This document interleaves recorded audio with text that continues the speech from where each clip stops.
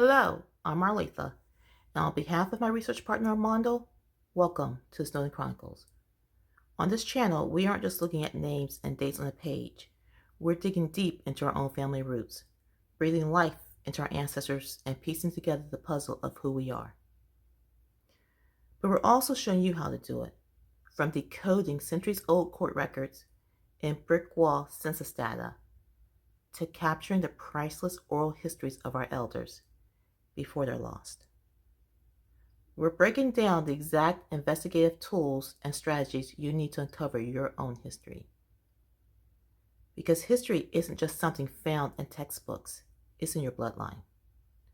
Subscribe to Snowden Chronicles, grab your magnifying glasses, and let's start hunting for the past together. If you caught Armando's video last week, you know he dove into the name game. Those surnames that sound exactly the same but are spelled completely different. You know the ones. Quorum,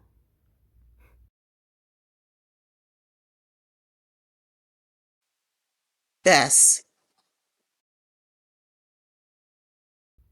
Morris.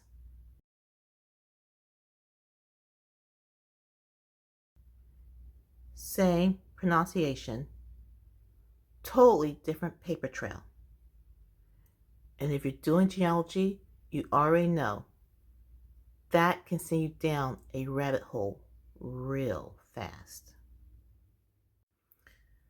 Last week's discussion really got people talking about how creative or chaotic our ancestors, clerks, and census takers could be with spelling. And honestly, sometimes it felt like they were just guessing. So this week, we're taking the idea a step further with our question of the week. And I think this one's going to spark some great stories. Question of the week: how many versions of your last name, your family surname, exist in your family tree? Think about it. Not just the spelling used today, but all the variations you've seen in records, documents, old letters, census pages, or even on gravestones. Maybe your family has a version with an extra letter, a version with a missing letter, or a version that swapped vowels, or a version that looks like nothing like the original, but somehow still belongs to your line. And sometimes the spelling changed because someone couldn't read or write.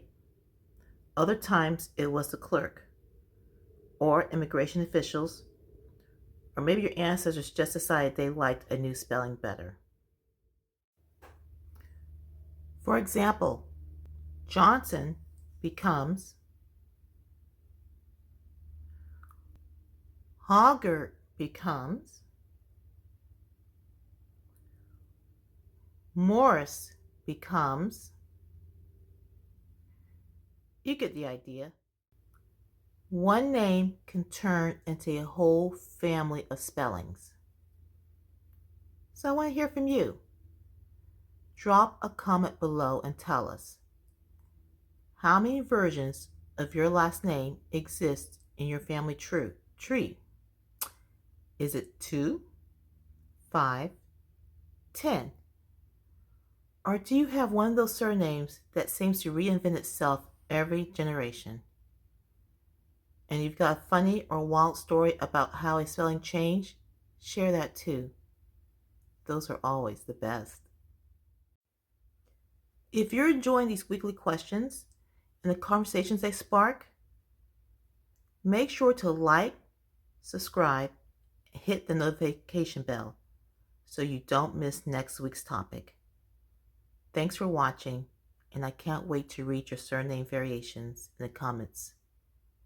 See you next time. God bless.